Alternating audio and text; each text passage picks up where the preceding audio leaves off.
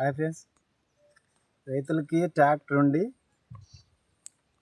పంపు లేకుండా ఉండే వాళ్ళకి ఇది చాలా అవసరం పడుతుంది. ఈ ట్రిక్ ఒకసారి చూడండి. ఇది 200 లీటర్లు డ్రమ్ తీసుకున్నాను. ఇక్కడ కోలేసి, ఇక్కడ వాచర్ వేసి, ఇక్కడ కోలాయి పెట్టినాను ఒకటి. మరి ఇక్కడ నుండి వచ్చి ఇక్కడ కోలాయి పెట్టినాను. ఇక్కడేం అవసరం లేదు, కానీ మాకు ఎప్పుడైనా అవసరం పడితే డ్రమ్ అవసరం పడితే ఉండాలని ఒకటి పెట్టినాను. ఒకటైనా చాలు.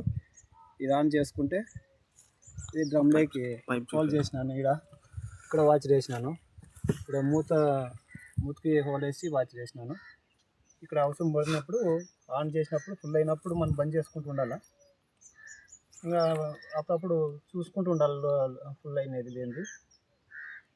ఇంకా తర్వాత మరి ఇక్కడ నుంచి ఇది పైప్ తీసుకున్నాను.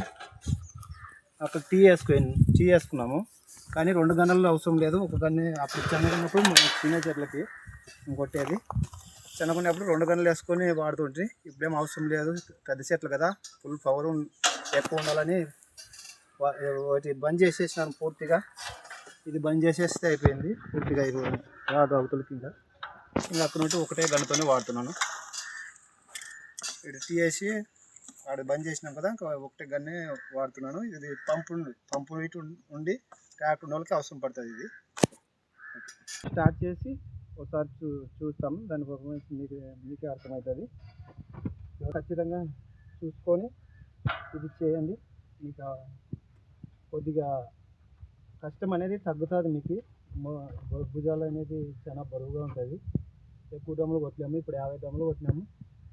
ఇంకొక 10 డ్రమ్ములు పడుతుంది. ఇంకా ఒకసారి కొట్టి చూపిస్తాను.